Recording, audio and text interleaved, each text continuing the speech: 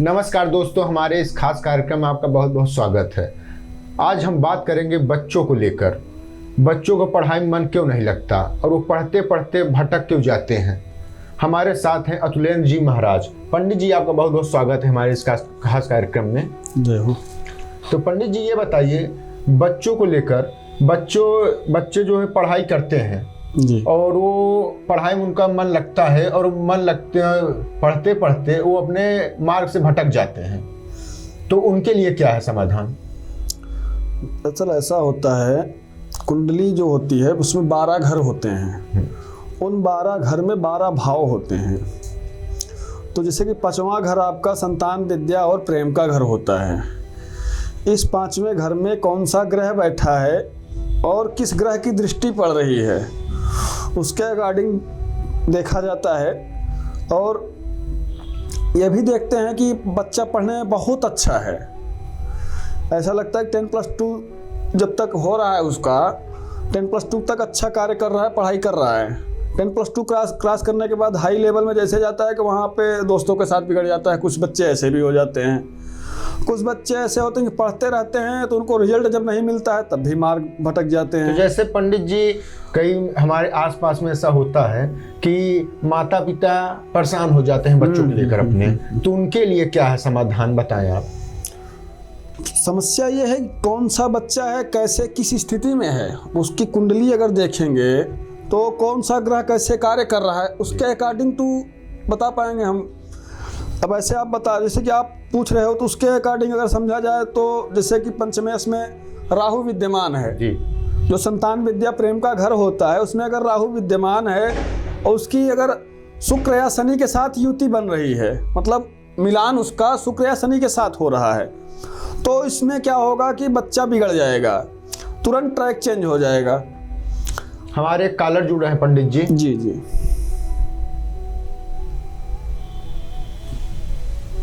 Hello. Hello जी, अपना नाम बताएं। मेरा नाम है जी, पंडित जी बात करें। बोल रही हूँ जी, जय सिया राम। जी। जय सिया राम जी, बताएं आप क्या जानना चाहते हैं। बताएं आप। जी, बेटी के बारे में जानना चाहती हूँ। वो उसने अभी किया है, वो पढ़ रही है अभी और जी। विदेश में पढ़ाई करना चाहती है। जी तो जी मैं पूछना चाहती हूँ कि क्या विदेश में जाके वो पढ़ाई कर पाएगी? जी जी, उसका योग बन रहा है या नहीं बन रहा है? हाँ, उसका योग बनता है कि नहीं बताइए। जी, डेट ऑफ बर्थ बताएं आप। उसके डेट ऑफ बर्थ 8 अक्टूबर 1999। जी, 8 अक्टूबर 1999। जी। बर्थ ऑफ टाइम टाइम है उसका 10:35 सुबह। 10:35 सुबह। जी। जन्म स्थान दिल्ली। नहीं, जन्म स्थान का अलीगढ़। जी, अलीगढ़। ओके। हाँ। जी, इनकी जन्म राशि कन्या है। उत्तरा फाल्गुनी नक्षत्र के 3रे चरण में इनका जन्म हुआ है। जी। और देखा जाए तो अभी राहु की महादशा चल रही है। हाँ। और तथा साथ साथ बृहस्पति की अंतरदशा और शनि की प्रत्यंतर दशा चल रही है। कुंडली के अनुसार अगर देखा जाए तो पढ़ने में बहुत ही तेज होगी बच्ची। हाँ। नहीं, पढ़ने में तो ठीक है, उसने अभी बीबीए किया, अच्छे नंबर होते हैं। जी, पढ़ने में तेज होगी, ऐसा नहीं है, क्योंकि भाग्येश में जो है 4था घर इसका माता, वाहन, भूमि का, सुख का घर लेकर के राहु के साथ 9वें घर में बैठा हुआ है। भाग्य विदेश यात्रा का जो है घर जो होता है, ठीक है। और अगर ये विदेश जाना चाहती है, काफ़ी टाइम से सोच रही है लेकिन जा नहीं पा रही है। 2-3 साल पहले से ही इन्होंने सोचा था, जो बीबीए का कोर्स यहाँ कर लिया है वो आगे ही करना चाह रहे थे, जी। लेकिन किसी संयोग बस संभव है भविष्य में कि नहीं है अभी 1 2 3 4 5 7 1 मिनट लाइन पर रहिए, आप देखते हैं।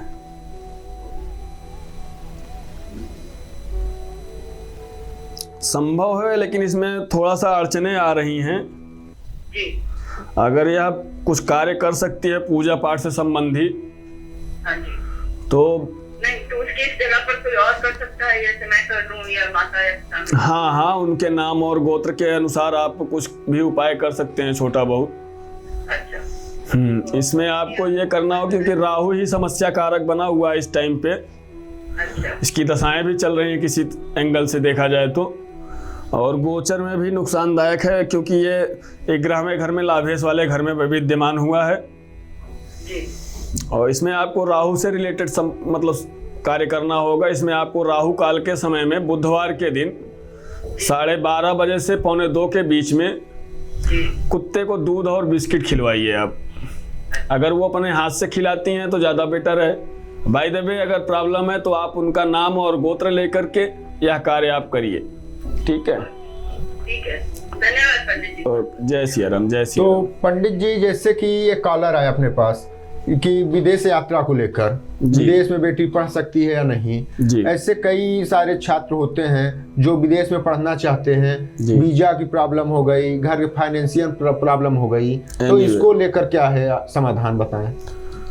समस्या ये है कि अब जैसे इनकी कुंडली में जी 9वां घर भाग्य विदेश यात्रा का होता है, जी लेकिन उस घर में राहु विद्यमान है जी और साथ साथ तीसरे घर में जी जो छोटे भाई बहन और कुटुंब का घर होता है, जी उसमें जो है केतु विद्यमान है, जस्ट उसके अपोजिट सानिध्य में, सापेक्ष में, सामने ही। तो वहाँ से वो फाइनेंशियल प्रॉब्लम भी क्रिएट कर सकता है या बीच में मनमुटाव भी डलवा सकता है पारिवारिक में। तो उसके कारण भी अड़चने आ जाती हैं कभी कभी। कभी कभी क्या होता है कि सारा कुछ होने के बावजूद भी मतलब जैसे कि अचानक कुछ ऐसा मिस बिहेव हो जाए कि फ्लाइट कैंसिल करनी पड़ जाती है। तो ये सब इन्हीं ग्रहों के चाल के कारण ही होता है। कभी कभी पितृदोष के कारण भी होता है। जैसा आप जिसकी कुंडली में कैसा है, क्या कैसे। ये बताइए, जैसे आसपास में देखने को भी मिल रहा है, बच्चे पढ़ते हैं, पढ़ने में बहुत अच्छे रहते हैं और वो अचानक अपने रास्ते से भटक जाते हैं। हाँ, व्यसन में घुस जाते हैं। हाँ, तो उनके लिए क्या है समाधान। आजकल माता पिता उसमें राहु खराब होता है जिस बच्चे का, और वह अगर कैरियर के भाव में उसकी दृष्टि पड़ रही है, उसका मतलब कैरियर का भाव का घर जो जीवन का घर का होता है, 10वां घर होता है चक्र का, उस जीवन चक्र का घर, अगर उस घर में राहु या विद्यमान है और उसमें शनि की दृष्टि पड़ रही है, तब तो बच्चा वो बहुत आगे चला जाएगा। अब बाय द वे शनि की दृष्टि नहीं पड़ रही है तो राहु अकेले रह करके उसमें उसके कार्य को बिगाड़ता ही जाएगा।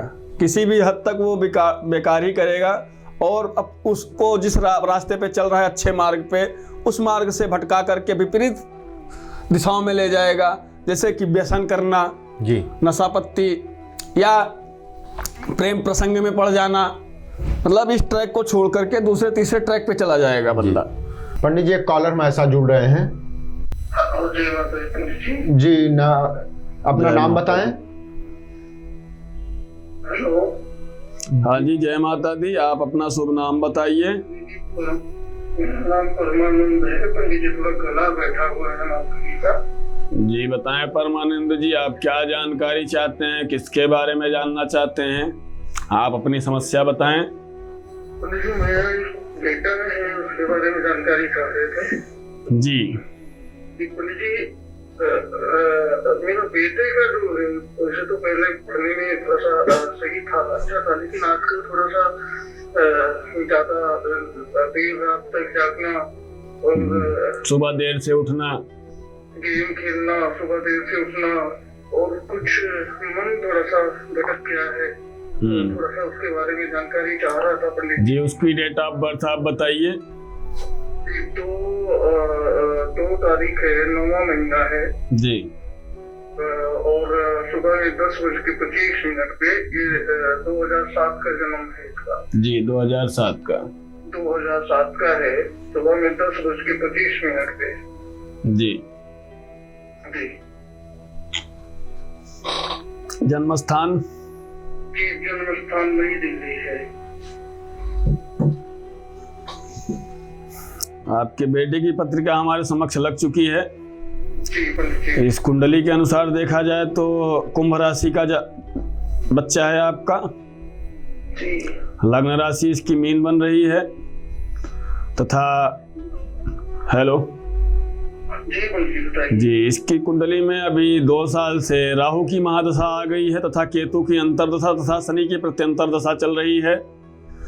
जैसा कि इसका पढ़ाई लिखाई में मन नहीं लगता होगा तनिक भी, और जिद्दी बहुत ज़्यादा होगा। अगर कोई चीज़, अगर जैसे कोई वस्तु इसे चाहिए, जी कोई भी उपकरण अगर इसे चाहिए तो ऑन द स्पॉट चाहिए, तुरंत चाहिए। अगर आप बोलो कि 1 दिन बाद या 2 दिन बाद या 1 हफ्ते बाद दे देंगे तो ऐसा नहीं मानने को तैयार होगा, अपने आप को मारने के लिए तैयार होगा कि हम मर जाएंगे।